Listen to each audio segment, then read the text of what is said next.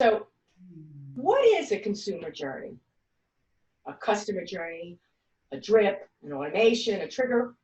What are these things? Ada, what are your thoughts? Yeah, wow. I feel like there are lots of different things and they really depend specifically on what your needs are in your business. But if I were to characterize it at a high level, this is an experience that you want your subscribers to go through to achieve some sort of goal. That goal may be to learn about your business. That goal may be to promote a particular product or service that you're selling, but it's an experience that you've crafted before someone has subscribed. And by taking that action of subscribing, this person has opened the door to walk through this experience that you've crafted for them. And I think we'll talk about monitoring and metrics, which I love a little bit later, but there's all that kind of information that you can gather to help you understand how you're doing. What do you think? What I like what you said was it's about the customer. Yes. Yeah, it is 100%, 100%. Well, obviously, like any organization that's crafting these, like you have an intention when you set one of these up, but really being very focused on the experience that you want your new subscriber to have by, entering this journey or starting this automation or triggering this automation is really, in my view, one of the most important parts. Emily, what are your thoughts? Yeah, very similar to what Ada said. To me, it's the entire relationship, right? Like that's how I view marketing, coming at it from a place of building relationships. And how would you talk to people based on where they are with your relationship with them, right?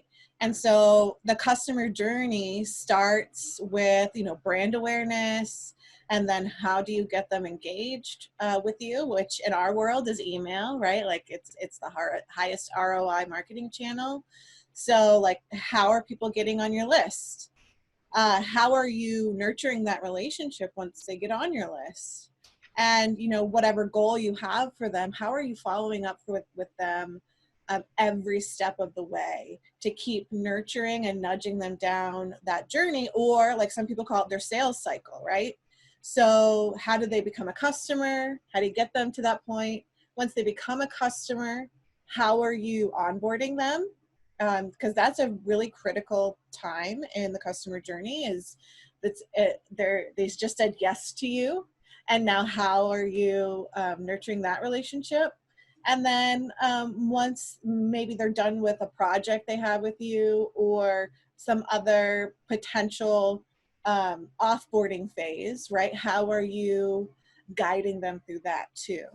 And then how are you engaging in active contacts or clients, right? So it's that whole from they don't know about you to they know you really well and maybe they aren't so into you anymore, right? Or that relationship is going to part ways. So how do you keep it clean, right? And tidy.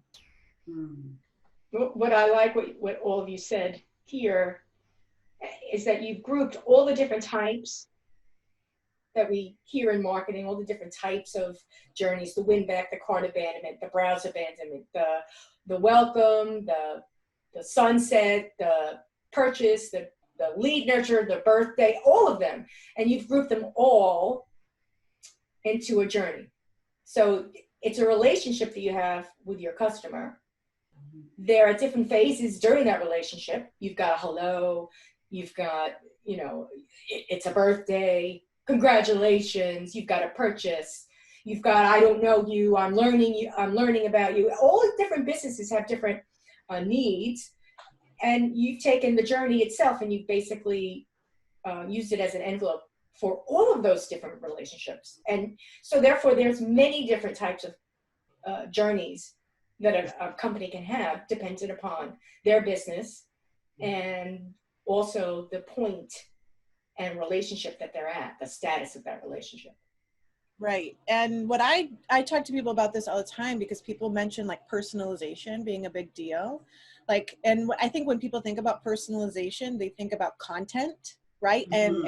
And intent of interest in a particular product category or whatever.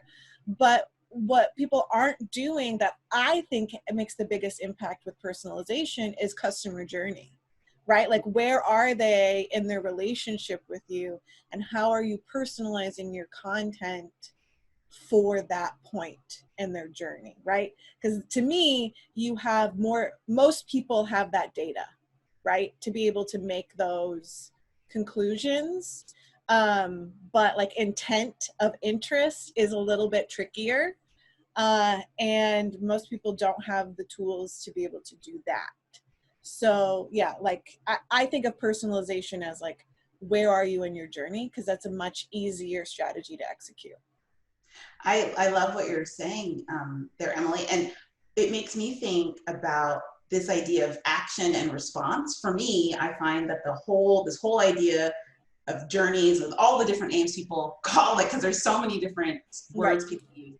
For me, I think at its core, it's really looking at people's actions, subscribers' actions, the action to subscribe, the action to click, the action Yes. to fill in a chat message. There's some action, the action of not opening your emails for a certain amount of time, and identifying what your responses will be to those actions. And I feel like there is a lot of wiggle room and options that you have, to your point, Emily, from personalizing content in terms of, sending particular messages based on people's actions, all the way up to, inferring or identifying potential interests based on a combination or a single action. So there's lots of different opportunities, but for me, I feel like the whole concept becomes more simplified when I think about this in terms of, and when I pose it to my clients in terms of, what actions are people taking and how do you want to respond to those actions? That's beautiful. Way simpler than I just said. No, it's good. It's good. I feel like every perspective is good, and probably my engineering background and my experience. I come to email from experience in looking at workflow in a variety of different organizations, large and small, and so I apply that kind of task step oriented mindset to email, and that's probably where it comes from. And that brings in, strategy